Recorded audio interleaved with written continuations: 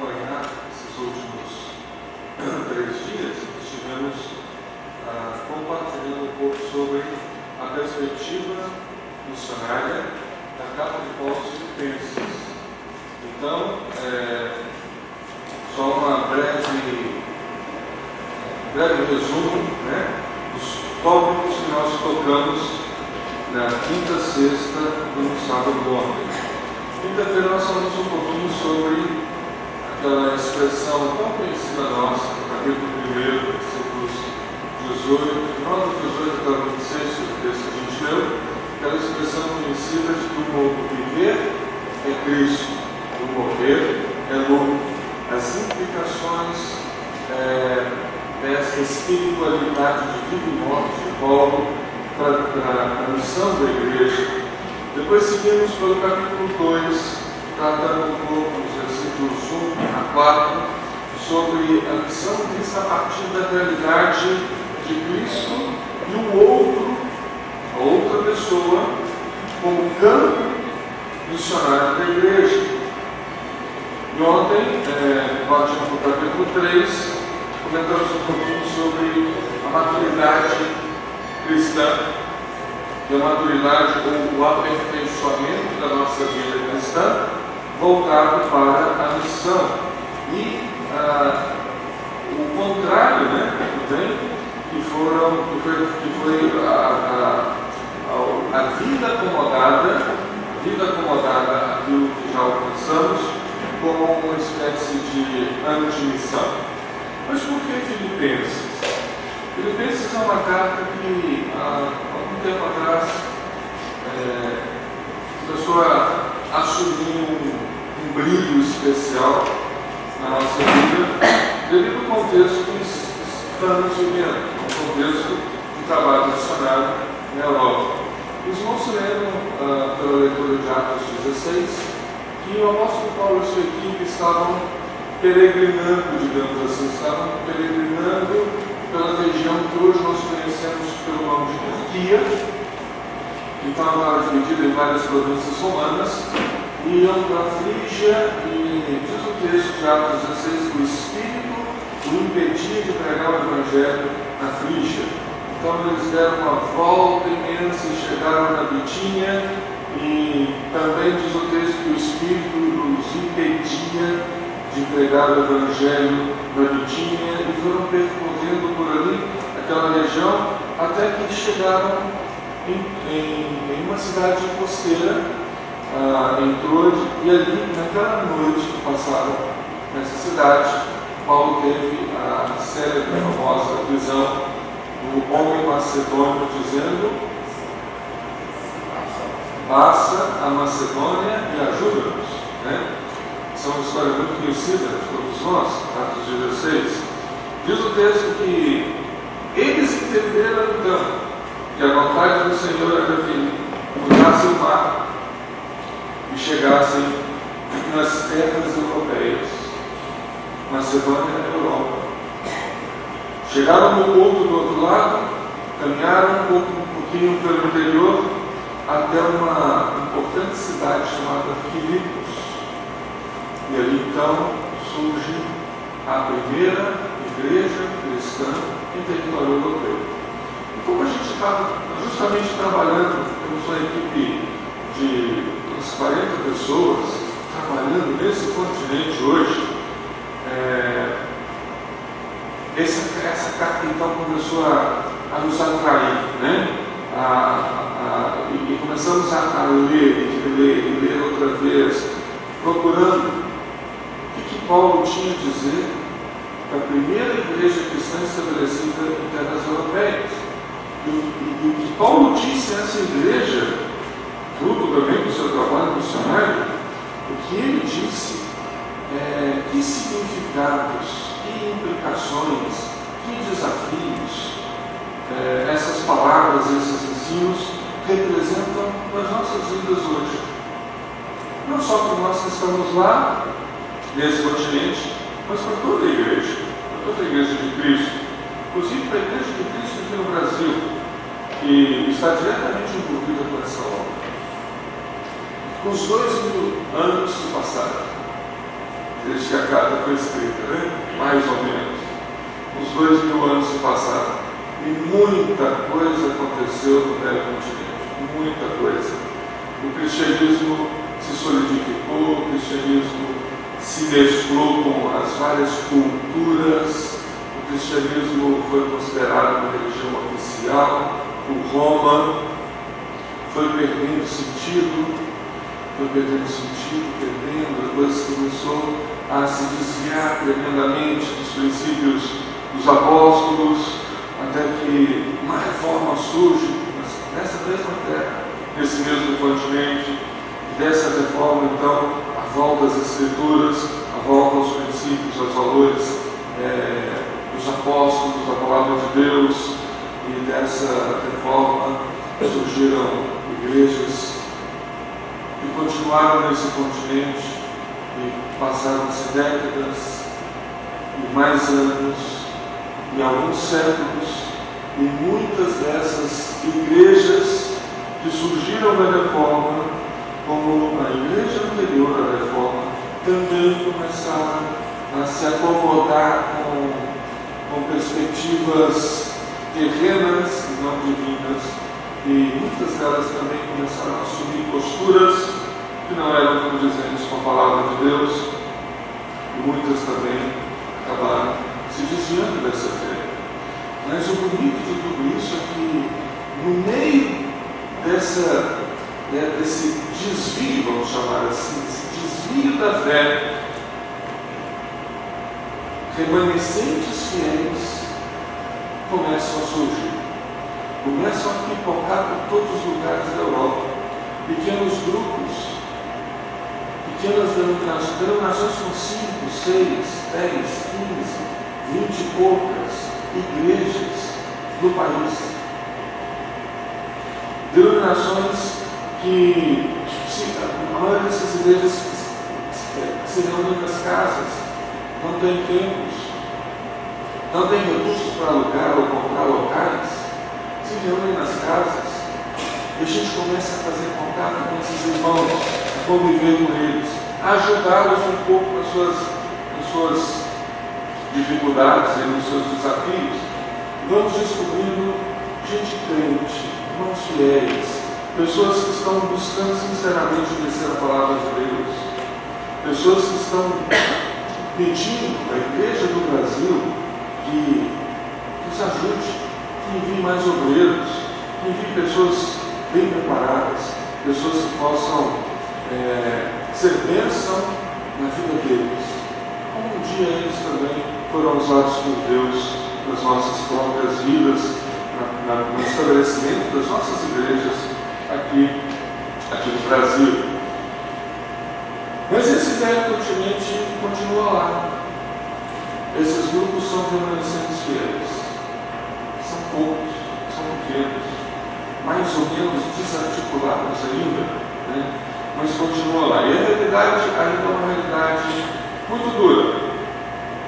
Poderia ontem, conversando com um grupo de pastores pela manhã, a gente gastou mais tempo discutindo um pouco da perspectiva filosófica e histórica do que aconteceu na Europa nos últimos 140, 130 anos, que gerou esse tipo de ateísmo que existe lá e tal, mas tentar discutir e apresentar esses conceitos a gente pode gastar muito tempo. Então eu queria só contar 2 ou 3 histórias que ilustram uma realidade. Histórias corriqueiras do dia a dia. Uma história. 2 senhoras cristãs, 2 senhoras crentes, época do Natal, foram fazer umas comprinhas, estavam numa grande loja de departamento em Madrid, subiram a escada rolante e como é costume, acho de todo mundo da antiga cristandade, na loja eles colocaram hinos, né? Hinos tocando músicas cristãs. E aquelas duas senhoras da igreja ouviram outras mulheres que vinham logo atrás dizendo: mas isso é impossível. Agora eles estão na música, agora eles estão estão enfiando religião até no Natal. É insuportável isso. Essa é uma história. Isso ilustra uma realidade. Quando chegamos a 12 ou 13 anos atrás, quando fomos a estudo para Madrid, para Salamanca, os nossos filhos no colégio estão começando a fazer amizade. Essa é a segunda história. E o tema da religião ele é meio proibido, mas de vez em quando ele aparece, né? Não tem jeito, ele está latente ali naquela sociedade. E conversa vários meninos chegaram em casa dizendo: a gente estava conversando com um com o outro, conhecendo os novos colegas de turma, do colégio, e alguma coisa de religião surgiu no bate-papo, e souberam que nós não somos católicos. E perguntaram: mas se vocês não são católicos, vocês são o quê? Na Espanha, ou você é católico, ou você não existe, né? Você não existe. Somos protestantes. E alguns dos meninos, segundo o relato dos nossos filhos, ficaram muito assustados e disseram: mas eu pensei que nós tínhamos matado todos eles no século XVI. Sabia que tinha protestante vivo no mundo? O Nico é um menino de onde nós? Noruega? Ou Suécia? Norueguês, foi fazer um intercâmbio estudantil para aprender espanhol. Passou um ano estudando inglês no colégio dos meninos, ia muito lá para casa, almoçava. E uma dessas visitas do Nico, sabendo que ele vem de um país luterano, deve ser luterano, então perguntei: você lá no seu país, vocês são todos luteranos, né? Você é luterano? Eu sou luterano, desde que todo mundo do meu país é luterano. Que legal. E você conhece um pouquinho então sobre a vida, sobre o que fez Lutero? E ele ficou pensando, falou: que engraçado, hein? Esse nome Lutero parece tanto com o nome da minha igreja, será que tem alguma coisa a ver? Eu falei: bom, vamos direto ao assunto. Eu li sobre Jesus Cristo, o que você já ouviu falar? O que você aprendeu na sua igreja sobre Jesus? Jesus, peraí, eu lembro desse nome, eu lembro que eles ensinavam para a gente, peraí, não tem a ver, não é um tipo de Papai Noel? Não é um tipo de Papai Noel? Talvez sejam os nossos protestantes europeus. Na Itália, conversando com um remanescente de presbiterianos, tinha uma igrejinha presbiteriana lá, uma senhora que a mãe foi superintendente de escola dominical, criada na igreja presbiteriana e tal, e visitando e conversando, ela disse: eu gosto muito das histórias do apóstolo Paulo. O apóstolo Paulo é um personagem que me impressiona muito. Eu acho que eu não devia ter perguntado, mas perguntei: qual é a passagem de Paulo, então, que você mais gosta? Quando Paulo está no deserto, deita para dormir com a cabeça sobre a pedra, e tem aquela visão da escada que chega no céu e os anjos subindo e descendo. Eu falei: é outro personagem, pode até de testamento. Está certo. Então, esses são os nossos protestantes, os nossos religiosos, sejam católicos, protestantes. A situação é uma situação de aridez, em termos não só de conhecimento da palavra de Deus, mas de experiência com Deus, de viver com Deus, de ter uma comunhão com Deus e de se envolver com os princípios e os valores do reino de Deus. Então, essas histórias, tudo que a gente vai vivendo por ali e lendo daquela sociedade, nos fez voltar os olhos para Filipenses, buscando algumas exortações para a nossa própria vida de missão. Como se missionar no continente desse? Talvez a resposta seja: da mesma forma como somos missionários em qualquer outro lugar do mundo, inclusive no Brasil. Da mesma forma. Não tem muitas coisas diferentes, não. Embora os contextos mudem, mas as exortações da palavra de Deus para uma vida de missão são as mesmas. E pensando nessas exortações para as das nossas vidas como igreja missionária. Eu quero convidá-los, então, irmãos, à leitura do capítulo 4, os versículos 4 a 9. Capítulo 4 de Filipenses, os versículos 4 a 9.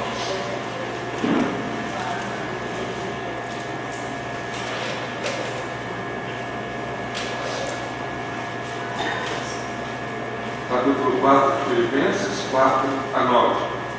Diz a palavra: alegrem-se sempre no Senhor. Novamente direi, alegrem-se. Seja a amabilidade de vocês conhecida por todos. Perto está o Senhor. Não andem ansiosos por coisa alguma, mas em tudo, pela oração e súplica e com ação de graças, apresentem seus pedidos a Deus.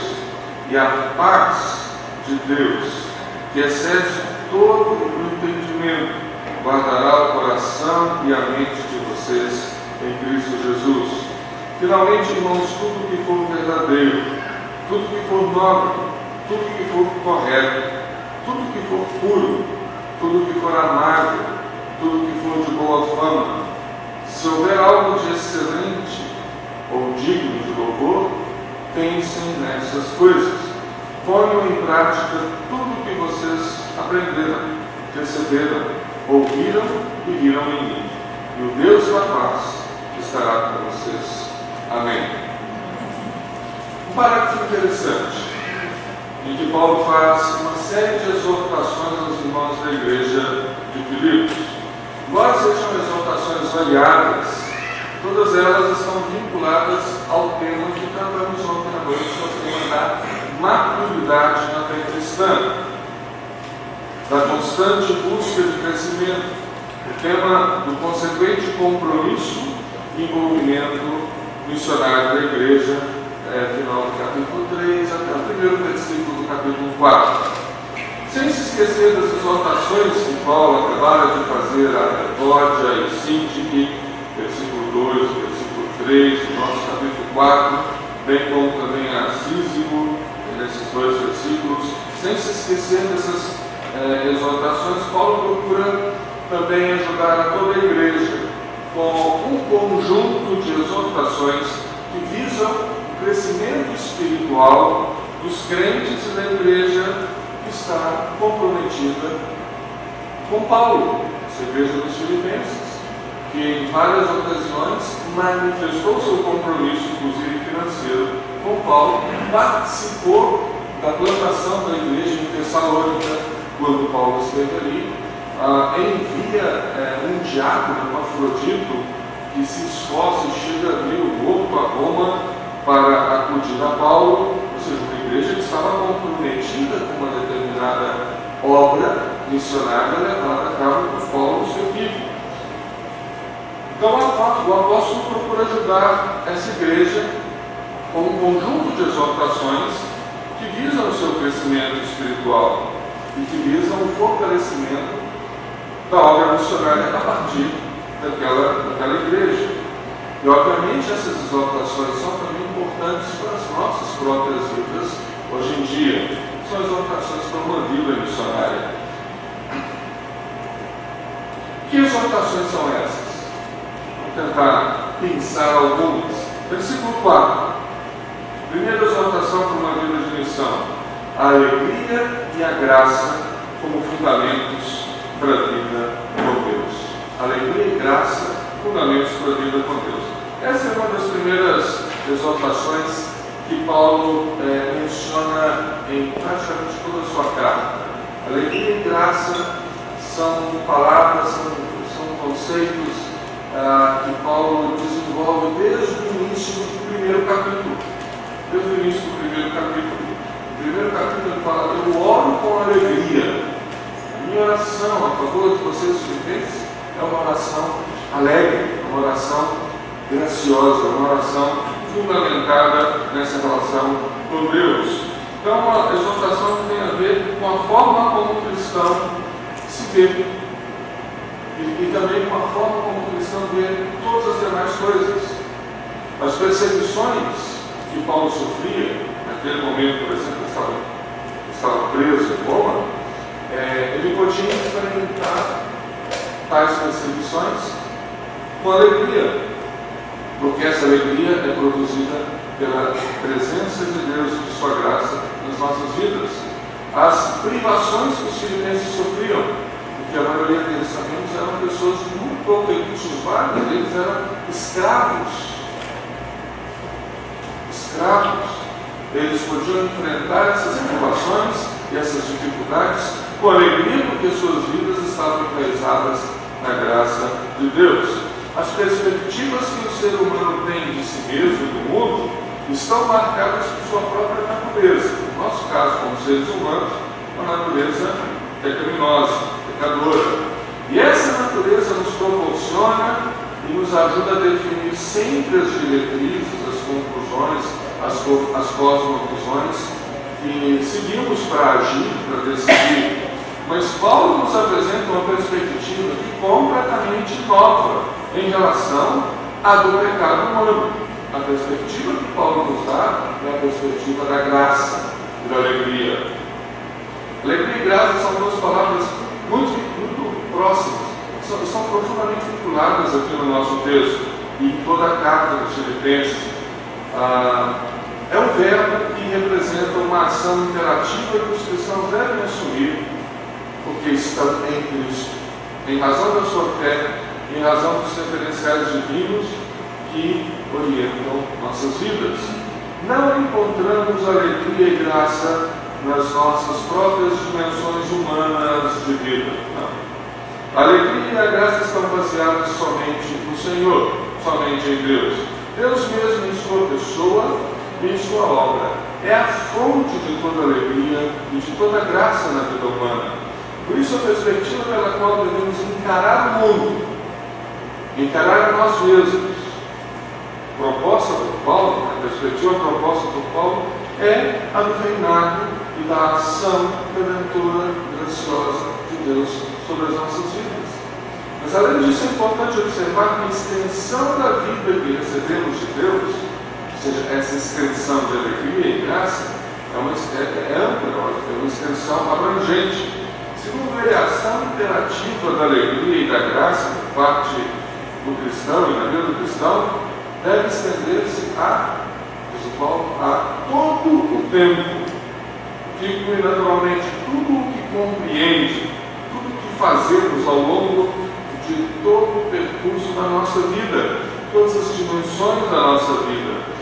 Então Paulo nos mostra que em todos os aspectos da nossa vida pessoal, da nossa vida familiar, social, religiosa, profissional, ministerial e etc., todos os aspectos e dimensões da nossa vida devem ser vividos intensamente pelo prisma dessa espiritualidade da graça e da alegria dadas por Deus.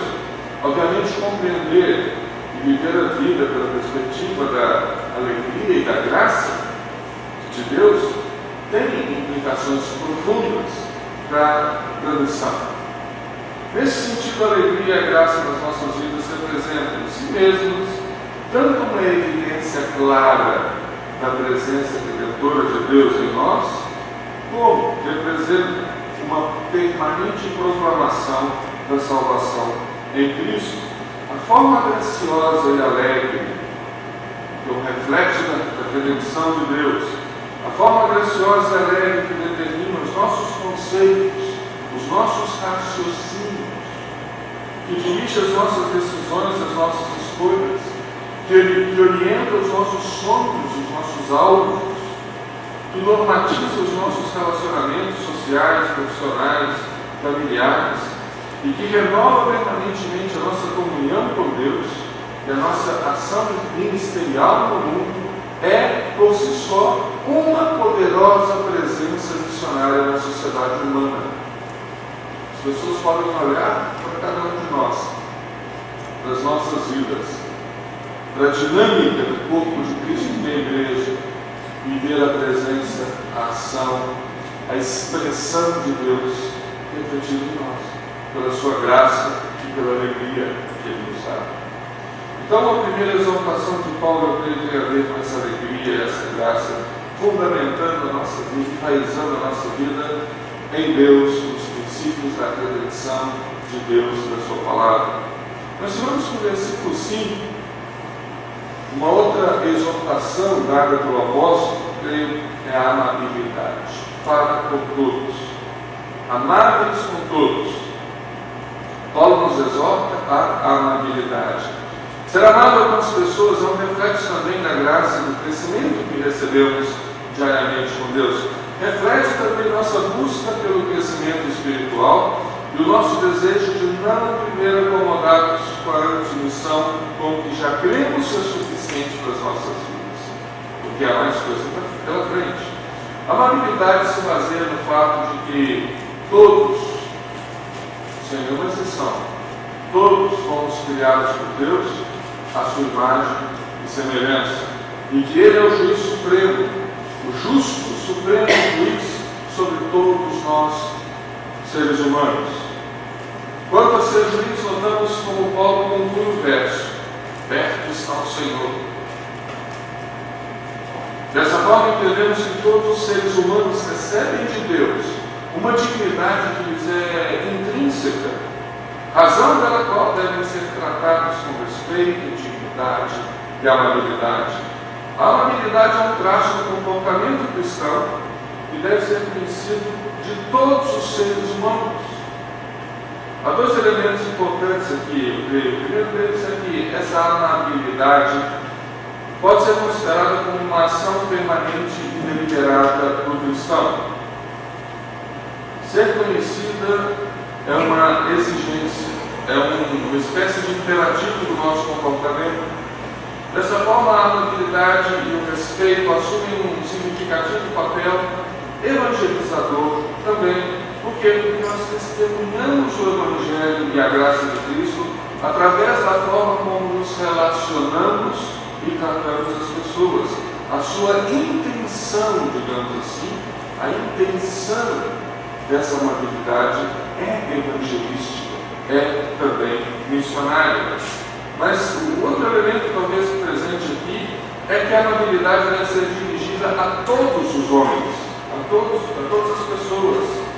Termo considerado implícito pelos tradutores, todos os homens, mas infelizmente não traduzido. A presença da palavra homem, os seres humanos, é muito importante no contexto desse versículo. Indica com clareza que a amabilidade e o respeito dos cristãos em seus relacionamentos deve estender-se necessariamente a todas as pessoas, a pessoas de todos os lugares, de todas as condições, de todos os estratos sociais, sem distinção.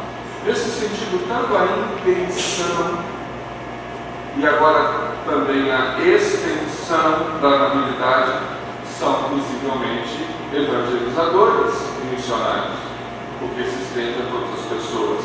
Tem como objetivo chegar às pessoas. Por fim, resta-nos mencionar que, além dessa dimensão escatológica do juízo de Deus, mencionado brevemente agora há pouco, a afirmação de que o Senhor está perto indica também a presença de Deus como juiz, qualificando as ações e o comportamento do seu povo. Somos amáveis porque o Senhor está perto, porque Ele é o nosso juiz. A presença justa de Deus ao nosso lado e também ao lado de toda a humanidade nos leva a agir com respeito, com amabilidade, considerando os demais dignos em si mesmos, por serem seres humanos criados à semelhança de Deus, merecedores de ouvir a mensagem clara, límpida do Evangelho, da Palavra de Cristo. Essa é uma exortação importante para que possamos crescer cada dia, cada mês, cada ano, como uma igreja que vive em permanente estado de missão. Mas o versículo 6 creio que nos dá uma outra exortação também importante. No versículo 6 vemos que Paulo nos exorta a uma vida de oração. Precisamos entender o que Paulo diz sobre oração, à luz do contexto da vida dos irmãos de Filipos. Sabemos que tratava-se de uma igreja composta por um grupo grande de pessoas com poucos recursos financeiros, incluindo vários escravos. Isso significa que esses irmãos passaram por privações, por necessidades físicas, econômicas, e ainda que tenham levantado uma generosa oferta para a manutenção do apóstolo quando preso em Roma, oravam por ele. Então a sua exortação, a oração, tem um caráter especial que talvez o apóstolo apresente em três dimensões. Primeiro, a oração cobra um sentido novo quando é feita no contexto de dar e receber, no contexto de dar e ofertar. Os filipenses precisavam orar por suas necessidades diárias de subsistência real, à luz da sua também necessidade real de repartir, contribuir com o apóstolo Paulo naquele momento que ele estava preso.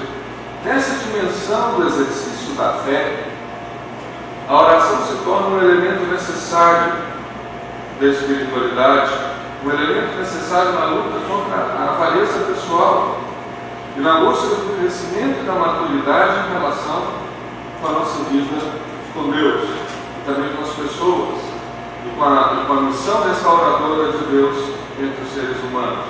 Orar nesse contexto é assumir um compromisso sério e missionário com a constante busca de Deus pelo ser humano. Trata-se de uma oração que expressa a graça redentora e o nosso envolvimento com Deus. A segunda dimensão talvez seja que a oração se coloca contra nossa ansiedade pessoal. Podemos crescer e amadurecer em nossa permanente luta contra a ansiedade pelas coisas físicas e materiais que precisamos ou queremos. Isso nos lembra claramente as palavras de Jesus, Mateus capítulo 6, quando ele diz: busquem em primeiro lugar o reino de Deus, as outras coisas serão acrescentadas, serão acomodadas segundo a vontade do Pai. Quando oramos e nos comprometemos com o alívio da necessidade dos demais, a partir dos nossos muito ou pouco recursos, crescemos em nossa luta contra a ansiedade corrosiva e amadurecemos dia a dia a nossa fé e a nossa confiança, acalmando-nos nas mãos de Deus. Mas talvez a terceira oração é o ato de orar em si mesmo. A terceira dimensão é o ato de orar em si mesmo. O apóstolo exorta os filipenses a tornar conhecidas todas as coisas diante de Deus. Orar por nossas necessidades é também um ato importante de espiritualidade e de amadurecimento da fé. À luz desse contexto apresentado, entendemos que nossas demandas e pedidos a Deus são considerados legítimos por Deus e devem também ser considerados legítimos por nós. Por isso devemos apresentá-los a Deus em oração, com súplicas ou petições e com profunda gratidão. Orar, pedir e agradecer são elementos que estão unidos entre si e que dão sentido à nossa fé, que nos ajudam a crescer e a amadurecer na nossa relação com Deus. Mas às vezes nós oramos angustiosamente, porque pensamos que se Deus não fizer aquilo que achamos que deve ser feito a nosso favor dos demais talvez nem tanto, mas a nosso favor, parece que então Deus não está agindo muito bem, né? Então a nossa oração muitas vezes assume uma postura egoísta, uma postura desequilibrada e angustiosa, porque queremos determinadas coisas nessa vida e parece que Deus, ou consideramos que Deus está obrigado a nos dar o que nós queremos. Mas a oração, eu estou lembrando de Paulo. Paulo tinha um espinho na carne, né? Há algumas discussões sobre que seria esse espinho, deixa a discussão de lado por enquanto, mas tinha algo que me incomodava, que o feria na sua carne. E diz Paulo: eu orei 3 vezes. Era um espinho cravado na sua carne, que doía, que incomodava, que talvez que o irritava. E ele orou 3 vezes. E a resposta de Deus, considerando qual foi para Paulo? Minha graça te basta. E Paulo, tranquilo, vai continuar doendo, talvez o resto da sua vida, mas a minha graça te basta. Paulo orou 3 vezes. Depois da 3ª vez ele falou: realmente, Senhor, a tua graça é o que eu preciso.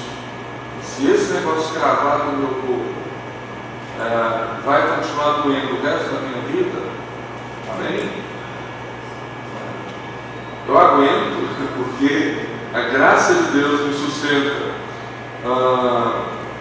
Mas o meu receio é que orar como um ato em si mesmo pode ser uma experiência desequilibrada na nossa vida. Ao invés de recebermos a resposta de Deus de que a graça é suficiente, nós insistimos no que achamos que Deus ele é obrigado a fazer o que a gente acha que tem que ser feito.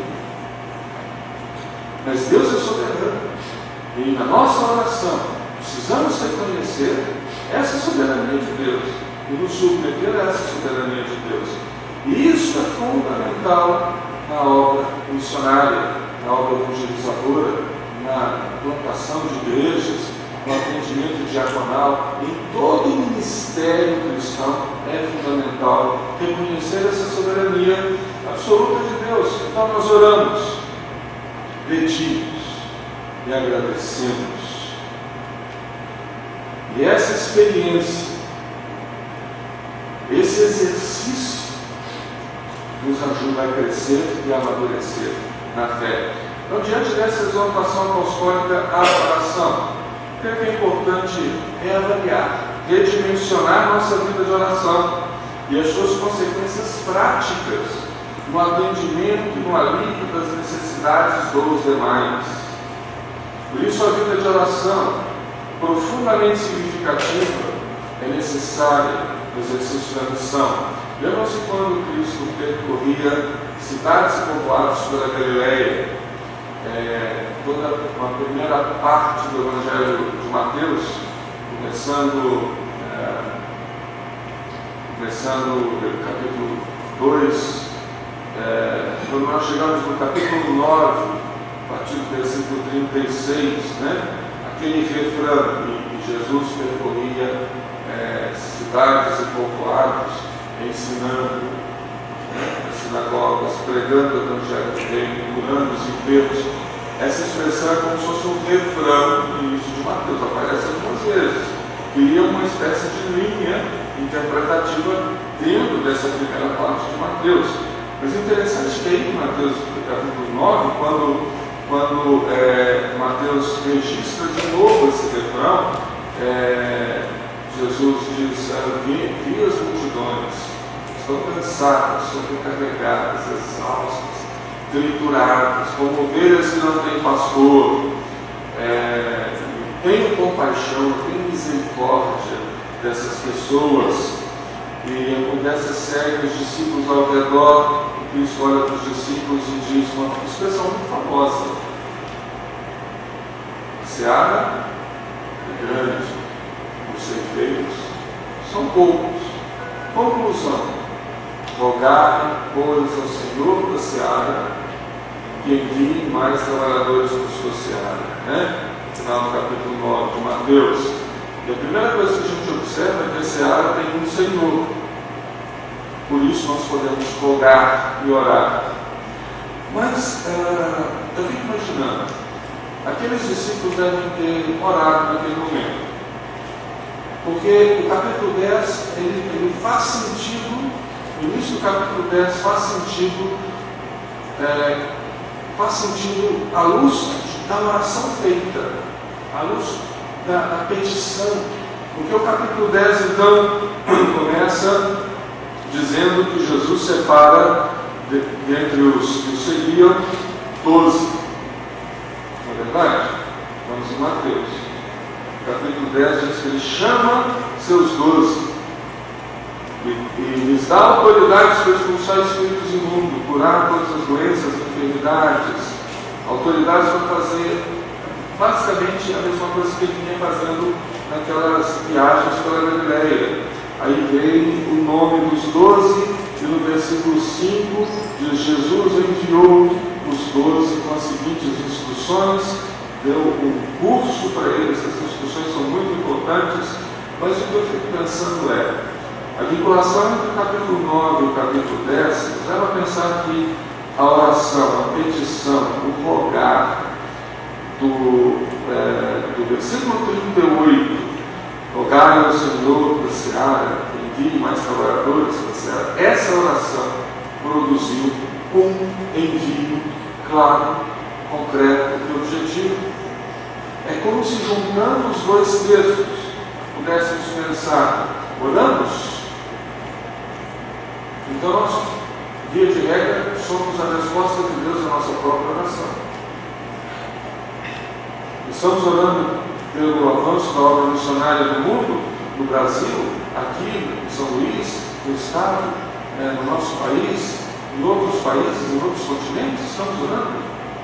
Estamos orando, nós somos a resposta de Deus para a nossa oração. Ele pode enviar outras pessoas, mas seremos nós os enviados. Então, nesse sentido, a oração tem uma dimensão missionária muito importante. Se oramos, estamos envolvidos. Não tem como dar um passo atrás. Se oramos, fazemos parte. Se oramos, somos nós os enviados de Cristo ao mundo. Mas voltamos lá para o nosso texto de Filipenses, e vamos para o capítulo 4, e vamos para o versículo 7. Uma nova exortação para uma vida de missão. Versículo 7. Já vimos a graça, a alegria como fundamentos para a vida, mencionamos sobre a amabilidade, essa dimensão evangelizadora do respeito, porque o ser humano criado à imagem de Deus, o Senhor é o juiz sobre todos nós. Agora, a vida de oração, agora no versículo 7, a busca por uma constante renovação pessoal. Separamos como exaltação que eu creio é muito importante para toda a nossa vida, para todos nós, e também para a missão cristã. A busca por uma constante renovação da nossa forma de pensar, de sentir, de nos comportar à luz da paz. A palavra paz aparece no versículo 7, também aparece no versículo 9. A luz da paz que recebemos de Deus. E paz é uma palavra interessante. Hoje em dia, quando a gente fala paz, a gente pensa, se pensamos muito em nós mesmos, como costuma acontecer, pensamos em paz como uma tranquilidade, como paz comigo mesmo. As pessoas vivem em paz com si mesmas, tratar de problemas do passado, problemas do presente, dos problemas do futuro, para viver em paz, para viver sem conflitos internos, sem dúvidas, sem traumas. Todos nós queremos paz e buscamos paz. Muitas vezes pensamos que a paz é ficar deitado numa rede, tomando água de coco, sem pensar mais em nada, não tem nada nos incomodando. Aquela sensação de tranquilidade. Que paz, sem música alta, tocando, incomodando, paz, uma coisa deliciosa. Mas a gente está acompanhando aí nos noticiários os problemas do Oriente Médio. Tem acompanhado? Os Estados Unidos vai atacar ou não vai atacar? Eu não vi de ontem para hoje se já atacou ou não. O G12 está dividido e aquele povo está precisando de paz. Eles estão se matando. No Egito a coisa está séria. Na Síria a coisa está, como dizem, o bicho está pegando ali. Então está sério. Precisa de paz, precisa de reconciliação, precisa de trégua para conversar, para colocar fim às inimizades, a esses conflitos e encontrar a paz. Mas é interessante que essa trégua é justamente parte do conceito da palavra paz no Novo Testamento. Paz é o fim da inimizade. Se lembra do capítulo 2 de Efésios? Né? Eram inimigos. E Cristo os uniu, judeus e gentios, em um só corpo, que é a igreja, fazendo a paz, trazendo a paz, construindo uma reconciliação, principalmente uma reconciliação entre nós e Deus. Essa é a paz que o ser humano mais necessita. E essa é a paz básica que a partir dela podemos nos reconciliar entre nós. Essa é a paz. Uma busca de renovação pessoal constante à luz da paz que recebemos de Deus. O fim da inimizade que o pecado estabeleceu entre nós e Deus. Então esse verso 7 nos servirá inclusive de introdução, porque Paulo vai continuar dizendo nos versículos 8 e 9. Mas na verdade, aqui no versículo, talvez juntando do 7 ao 9, nós temos uma só exortação que ocupa todo esse texto, dividido em duas abordagens. Primeiro, uma breve introdução a esse conceito da paz de Deus. E depois, uma exortação que devemos seguir pelo caminho dessa paz. O versículo 7 ele fala mais dessa conceituação. De acordo com o apóstolo, a paz é uma realidade concreta que recebemos direta e exclusivamente de Deus. Ele não se refere, portanto, a esse sentimento humano de bem-estar e de tranquilidade pessoal que nós sentimos quando tudo está bem, ou quando tudo acontece dentro do que nós planejamos, dentro do que nós queremos, dos nossos objetivos, dos nossos sonhos de consumo. O próprio Paulo nos apresenta melhor o conceito de paz como sendo essa reconciliação e aproximação entre Deus e o ser humano por meio da obra de Cristo, que rompeu com a separação existente entre os dois. Nesse sentido, diz Paulo, Cristo é a nossa paz. Tem esses dois. Cristo é a nossa paz. Ele nos reconciliou com Deus. Portanto, paz é um termo que se refere ao fim da inimizade entre o homem pecador e Deus, e a consequente harmonia restaurada entre Deus e o ser humano. Trata-se, portanto, de um conceito redentor. Então, essa paz-redenção, que representa a nova estrutura de vida que recebemos de Cristo, tem um valor importante, superior e excede de forma completa a toda a nossa estrutura humana de vida, enraizada no pecado. Excede e é superior ao nosso entendimento, à nossa mente, ao nosso pensamento, à nossa razão, às nossas atitudes, às nossas intenções. Por isso a obra redentora de Cristo, a paz, guarda todo o nosso ser, guarda o nosso coração, a nossa mente, as nossas intenções, os nossos desejos, a nossa vida interior. O que significa isso? Eu creio que isso significa que essa paz-redenção de Cristo tem uma ação integral sobre todas as faculdades humanas.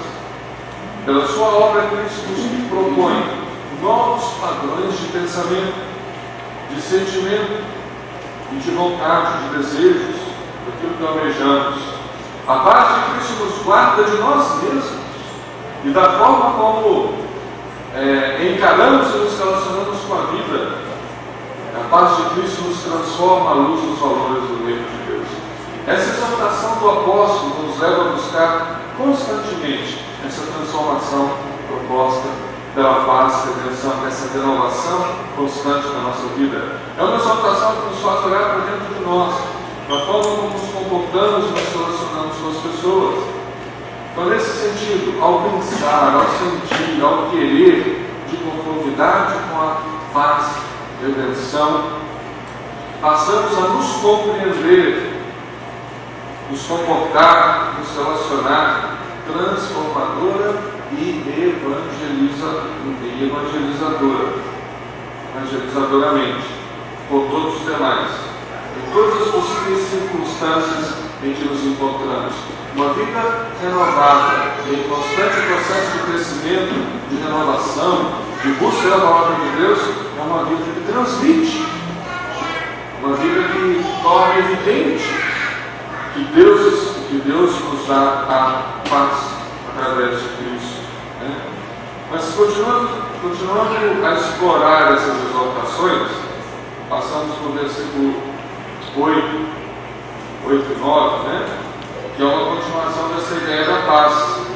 Se nesse verso 7 vemos que o apóstolo nos introduz ao conceito da paz, como uma paz de redenção que age na nossa vida de forma completa, agora no versículo 8 e 9, a exaltação propriamente dita se deriva dessa paz, dessa redenção de Deus.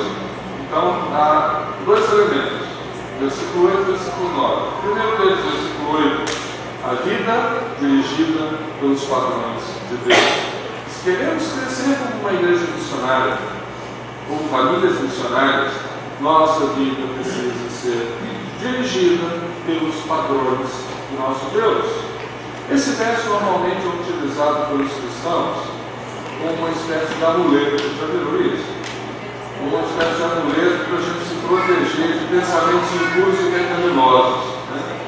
Mas quando nós o vemos de forma mais ampla, nós encontramos nessas palavras uma exaltação significativa que contribui para o nosso crescimento, para o amadurecimento da fé. Nos deparamos com um padrão de pensamento, de raciocínio que normatiza o nosso procedimento no mundo. Não é um amuleto para dar boa sorte e não vir pensamentos impuros na nossa cabeça. Não. Isso aqui é um padrão de raciocínio que normatiza o nosso procedimento no mundo.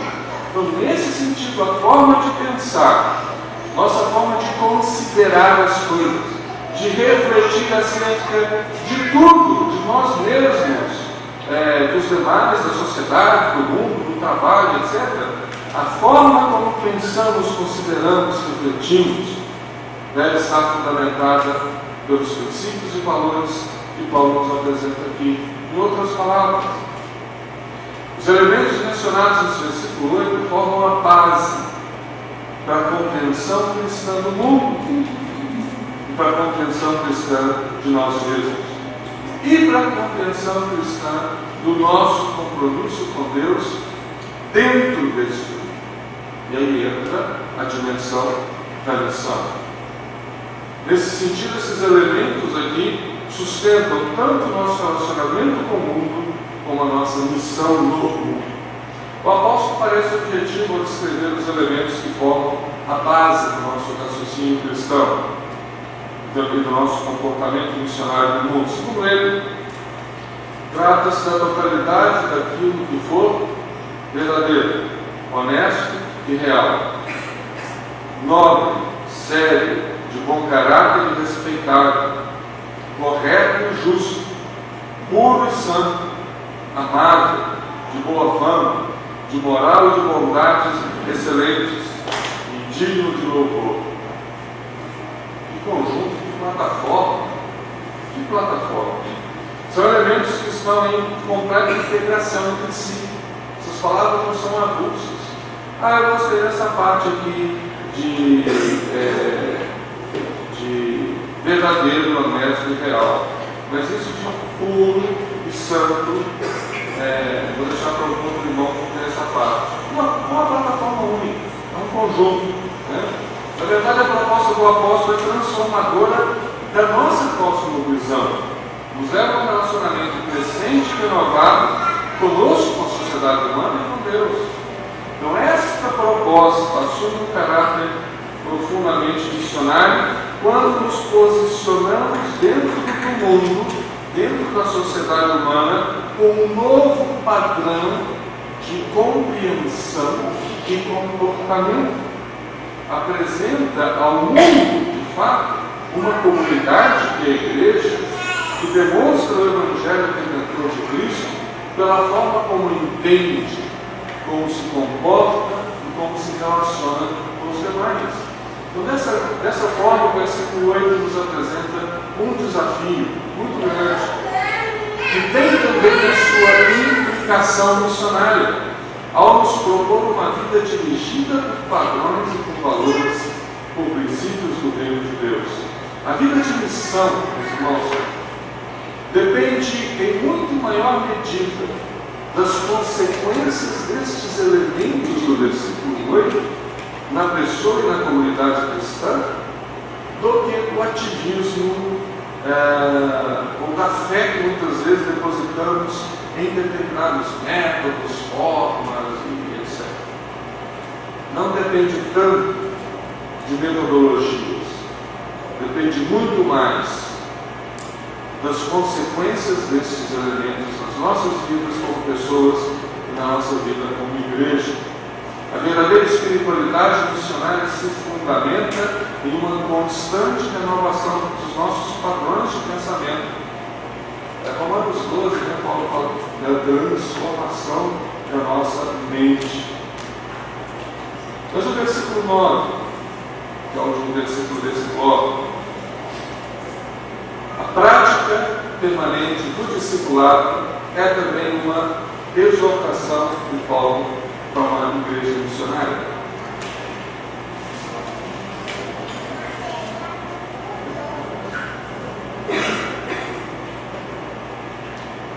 Conferindo o tempo aqui que eu posso fazer. Então depois ele puxa o projetor. A prática permanente do discipulado como uma exortação na vida de missão. Isso é vinculado ao versículo 7 e também ao versículo 8. Se no 8 Paulo nos apresenta essa plataforma de compreensão, comportamento e missão, nos levando a um novo padrão, agora no versículo 9, de forma muito significativa, ele fala sobre uma espécie de determinação a que devemos praticar todas as coisas que aprendemos. Devemos aprender a viver como discípulos, praticar aquilo que recebemos e aprendemos, aquilo que ouvimos e percebemos e reconhecemos na vida do próprio apóstolo. Isso é um processo que também leva e toma toda a nossa vida, toda a nossa existência. Sabemos que esses verbos que estão aqui implicam em ações que já foram realizadas, que estão fundamentadas na nossa vida, servem como base e fundamento para a prática diária de uma vida cristã comprometida com o discipulado, com o crescimento. Então, nesse sentido, é interessante notar que, se no versículo 8 Paulo diz que devemos pensar e considerar atentamente essas coisas, agora no versículo 9 ele diz que devemos praticá-las e viver de acordo com elas. O que nós temos aqui? Algo muito claro. A vida e a missão dos discípulos de Cristo hoje se fundamentam no aprendizado que recebemos do passado. Isso coloca o discipulado como um dos elementos centrais no ministério e na missão da igreja. O discipulado deve ser encarado como uma prática constante das nossas próprias vidas, porque somos discípulos durante toda a nossa existência humana. O discipulado também pode ser visto como um elemento importante para o exercício da missão, esteja ela envolvida com atividades que sejam evangelísticas ou com atividades que sejam mais pastorais. O discipulado ele é central para o exercício da missão. E é interessante porque na Europa é muito difícil as pessoas falarem assim: não, dia tal semana, ou num evento, eu ouvi uma mensagem e entendi o Evangelho. Cristo realizou de repente na minha mente. É muito mais comum eles dizerem: eu venho estudando a Bíblia já há tantos meses e essa mensagem foi crescendo dentro de mim, né? Então, o processo de discipulado em países como os países europeus é um processo necessário, é um processo de fato evangelizador também. Então, o apóstolo conclui o verso com uma afirmação decorrente dos dois, no versículo 8 e 9, de que o Deus da paz estará em nossa companhia. Se a paz de Deus guarda os nossos corações e as nossas mentes, versículo 7, o Deus da paz estará sempre ao lado dos seus discípulos, versículo 9. E a coisa se completa. A proposta final é viver de forma permanente a presença do relacionamento restaurado entre Deus e nós, onde a inimizade foi substituída pelo estado eterno de reconciliação e de paz com Deus.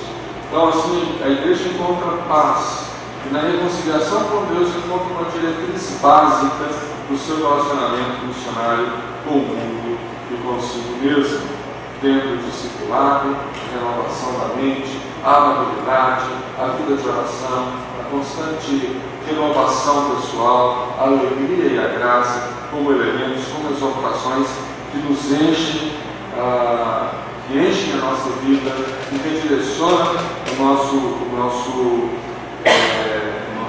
coração e que nos leva a uma vida de compromisso missionário. Mas eu não posso terminar sem antes trazer uma mensagem final para vocês, de uma pessoa. E para essa mensagem, eu pensei, os versículos 21 a 23, são as palavras finais de Paulo nessa carta, são palavras que me chamaram muita atenção nos últimos, principalmente nesse período que nós estamos aqui no Brasil. Diz assim: saúdem a todos os irmãos em Cristo Jesus. Os irmãos que estão comigo aqui em Roma enviam saudações. Todos os santos me enviam saudações, especialmente os que estão no palácio de César. A prisão de Paulo foi missionária. Se converteram ali, se encontraram com Cristo muitas pessoas do palácio de César. E ele termina dizendo: a graça do Senhor Jesus Cristo seja com o Espírito de vocês. Amém. Mas esse versículo 21 e 22, essas saudações enviadas de uns para outros, né? Entre os irmãos, me chamou a atenção, porque quando estávamos para vir, dias antes da gente embarcar no Brasil, há um mês e meio atrás, uma senhora da nossa igreja, a gente estava explicando na nossa congregação, lá em todos os Rodônios, Madrid, o que íamos fazer aqui no Brasil. Era 3 anos aqui, visitar as igrejas, uma PMB, etc. E vamos visitar muitas igrejas e tal, para partilhar com os irmãos. E uma senhora chamada Silvia, espanhola, lá de Cobradores, lá na nossa cidade, ela vinha de uma experiência familiar muito complicada, um divórcio muito complicado, filhos um pouco complicados, e foi alcançada pela graça de Cristo. A experiência dela, estava contando para o Grande Éder, a experiência dela foi muito interessante. Ela tinha vontade de conhecer mais da Bíblia. Estava tentando encontrar alguém que a ajudasse a entender a Bíblia. Eu não estava necessariamente orando, talvez pensando, eu precisava de alguém que me ajudasse a ler a Bíblia, coisas assim. E um casal da nossa igreja tinha uma casa de aluguel e resolveram então comprar uma casa. Começaram a procurar casas para comprar, e compraram uma casa que é geminada, um conjuntinho assim, parede com parede, casa dessa Silvia. E começaram assim: vai ter um churrasquinho lá em casa e tal. E ela, não posso, não vou. Eles são muito reservados, não vou. Até que um dia ela vai ter uma reunião lá em casa da nossa igreja. Os olhos dela assim, igreja? Que igreja é essa? Uma igreja protestante. E lá eles ensinam a Bíblia? Essa era a preocupação dela. Disse, sim, lá nós ensinamos e aprendemos a Bíblia. Ela foi no domingo seguinte e não deixou de mais. E tem crescido na fé. Tem sido uma bênção para todos nós, a Silvia. Olhe por ela, pelo crescimento dela, vida espiritual dela. Mas a Silvia, então, ouvindo o que íamos fazer no Brasil, ela disse, eu tenho uma mensagem para as igrejas no Brasil. Por onde vocês passarem, e esse texto aqui das saudações, tem uma saudação enviada pela Silvia, irmã de vocês, uma espanhola, de um lugar chamado Torrelodones, no centro da Espanha. Ela diz, diga para os irmãos em todas as igrejas do Brasil que agora eles têm uma irmã aqui no Brasil, que ora por eles, uma irmã na Espanha, que ora pelas igrejas do Brasil e que agradece a Deus todos os dias pela igreja do Brasil haver enviado vocês para cá. Senão, diz ela, não havia conhecido a palavra de Deus. Versículo 21. Recebam salvação da irmã Silvia. Deus nos abençoe. Amém.